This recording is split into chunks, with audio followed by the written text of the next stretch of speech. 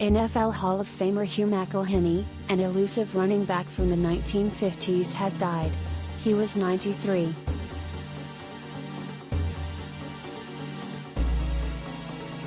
The Pro Football Hall of Fame said in a news release that McEhlenny died of natural causes on June 17 at his home in Nevada, and that son-in-law Chris Permann confirmed the death.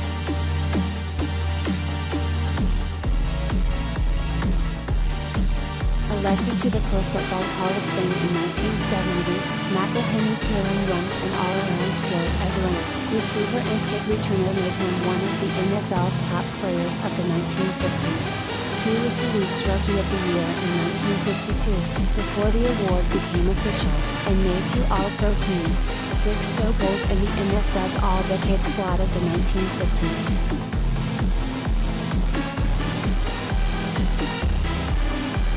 Hugh McElhenny was a threat in all phases of the game, offensively, rushing, pass receiving and as a kick and punt returner.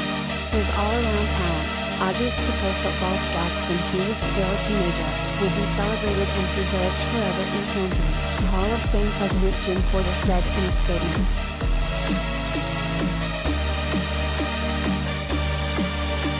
An all-conference player at Washington, where he set several Pacific Coast Conference records, McElhenny was selected 9th overall in the 1952 draft and made an immediate impact.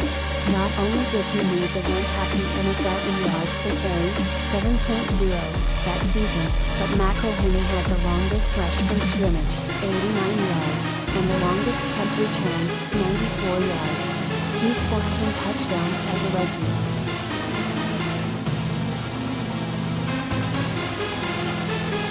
It was the beginning of a stretch of 9 seasons in which McEhlenny was the 49ers' primary offensive weapon. Only in 1954, when a separated shoulder sidelined him after 6 games, in 1960, his final year in San Francisco, was McEhlenny not a focal point for the Niners.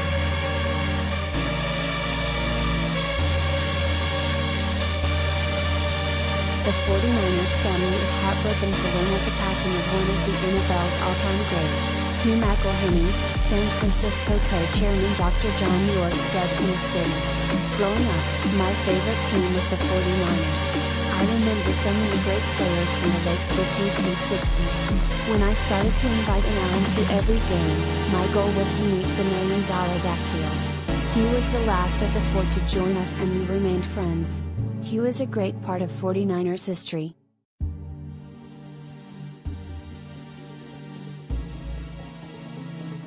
McEhlenny also was something of a franchise savior, which was fitting because the 49ers once tried to sign him out of high school when they were still in the All-American Football Conference.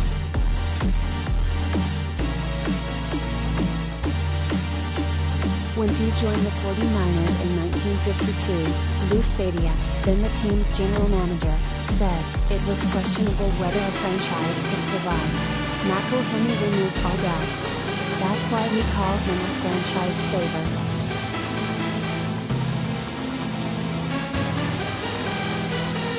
Defenders would call him something else as they got arms full of air instead of the ball carrier.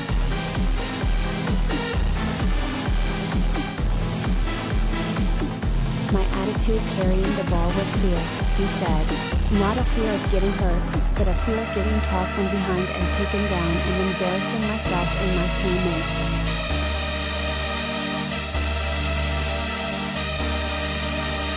Easily recognizable for his long stride and high action, McEhlenny not only was fast but had the moves of a breakdancer decades before breakdancing became a thing.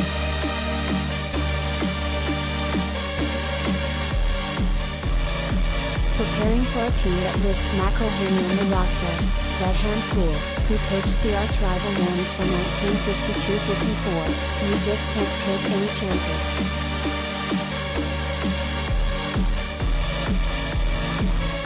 Coincidentally, his longtime 49ers backfield mate, fullback Joe Perry, another Hall of Famer, had played at Compton Junior College in California, where McEhlenny started before heading to Washington.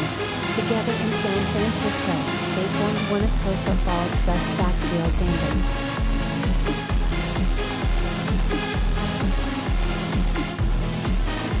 but the Niners made the postseason only once with McElhenny, losing a Western Conference title playoff game with Detroit in 1957. By 1961, with McEhlenny wearing down a bit, he was left in the expansion draft list and scooped up by Minnesota. He had a solid season and made the Pro Bowl as the Vikings went 3-11 in their inaugural season.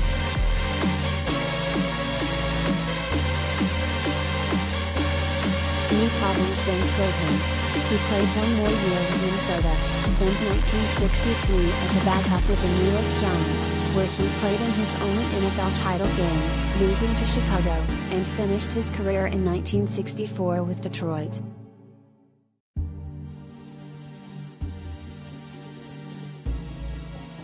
When he retired, McElhenny was one of 3 players to have gained more than 11,000 all-purpose yards.